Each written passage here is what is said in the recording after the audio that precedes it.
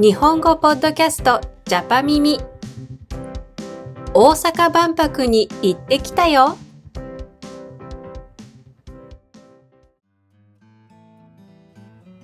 皆さんこんにちは。日本語ポッドキャストジャパ耳です。今日も一緒に日本語の耳を鍛えましょう。今日はビギナーレベルのソロポッドキャストです。N5 から N4 ぐらいの言葉と文法を使って話します。今日のテーマは大阪万博です。この前、夫と一緒に大阪万博に行ってきました。この大きなイベントは今年の4月から10月まで大阪の夢洲という場所で開催されています。夫がオンラインで入場チケットを買ってくれたので一緒に行ってきました。人がとっても多くて大変だったし、人気のパビリオンには入ることができませんでしたが、いくつかのパビリオンに入ったり、外国の料理を食べたりして楽しかったです。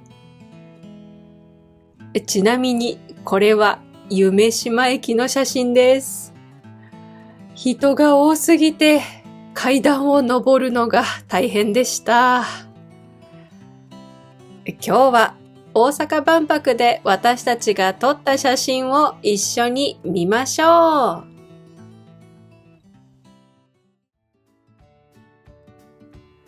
まず会場の入り口で脈々を発見。大阪万博の公式キャラクターです。このキャラクターのモチーフは細胞と水だそうです。赤と青のコントラストが華やかですね。次に北欧のパビリオンを見に行きました。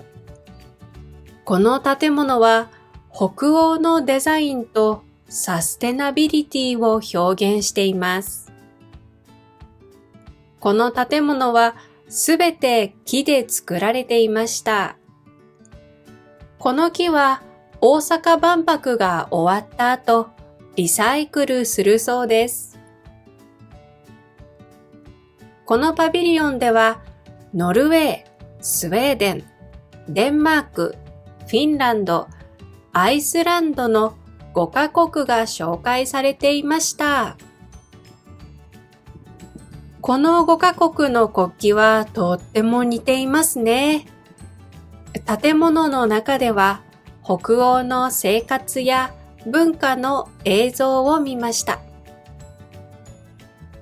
出口のショップではムーミンというキャラクターのグッズがたくさん売られていました。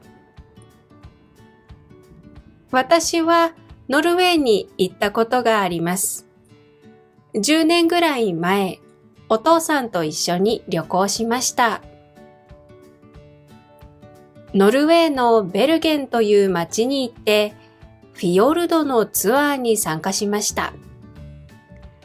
とっても綺麗で感動しました。船の上から海や山を見て、すごく気持ちよかったです。ノルウェーの自然は素晴らしいと思いました。ツアーの後は街中でレストランを探して、美味しい魚料理と白ワインを楽しみました。日本の魚料理はもちろん美味しいですが、ノルウェーの魚料理も美味しかったです。次に、ポーランドのパビリオンを見に行きました。ポーランドのいろいろなハーブや植物が紹介されていました。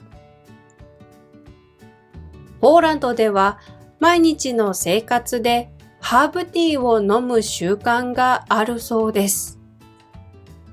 病気の時もハーブが役立つそうです。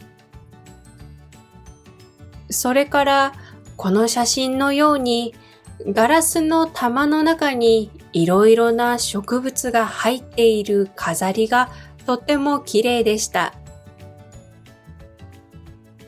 私はポーランドに行ったことがありませんが、ポーランド出身の作曲家、ショパンの曲を弾いたことがあります。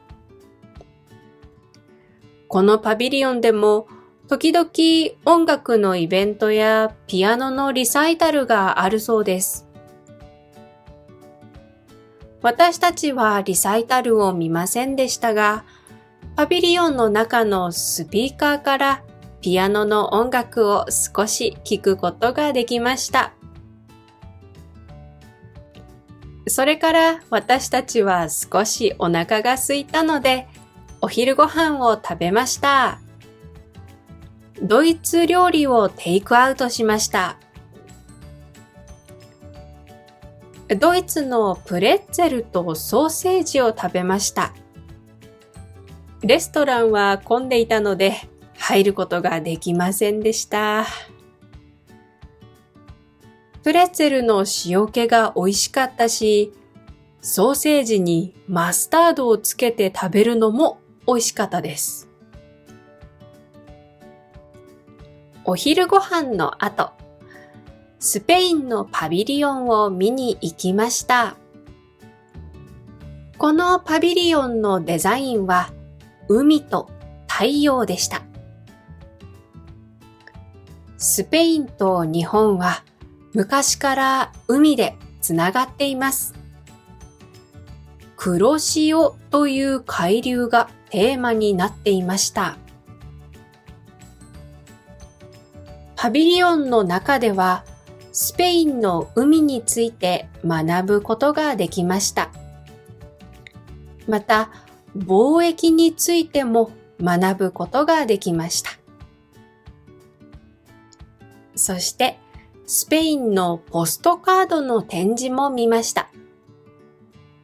いろいろな挨拶があって、カラフルな空間でした。次に、アゼルバイジャンのパビリオンを見に行きました。この建物のデザインがとっても印象的でした。入り口がアーチのようなデザインになっていて、その下を歩くのが楽しかったです。また、女性の像があって、音楽と一緒に踊っていました。女性が生きているみたいで少しびっくりしました。建物の中には360度のスクリーンがあって、アゼルバイジャンの映像を見ることができました。アゼルバイジャンにはワインの古い歴史があります。このパビリオンでもワインがいくつか紹介されていました。ワインのテイスティングコーナーもありました。今回は飲みませんでしたが、いつか飲んでみたいです。最後に、ドイツのパビリオンを見に行きました。この建物のテーマは、サーキュラーエコノミーでした。この建物のデザインが丸くて可愛かったです。パビリオンの中でサーキュラーというキャラクターに出会いました。実はこれ音声ガイドなんです。建物の中でサーキュラーをセンサーに近づけて、その後耳に近づけるとガイドをしてくれました。これはとっても面白い経験で、パビリオンの出口でサーキュラーとバイバイするのが寂しかったです。そして夜になって花火を見て帰りました。たくさん歩いてすごく疲れましたが、行ってよかったです。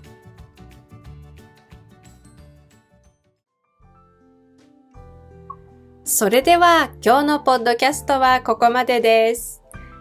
大阪万博に行った時の話を聞いてくれてありがとうございました。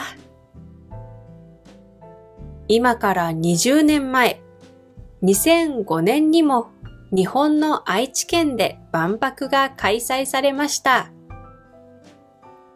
その時、私はまだ小学生で、外国に行ったことがない小さな女の子でした。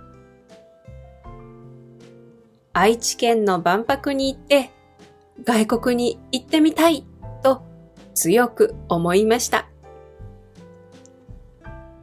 大阪万博に行った時も海外に行きたくなりました。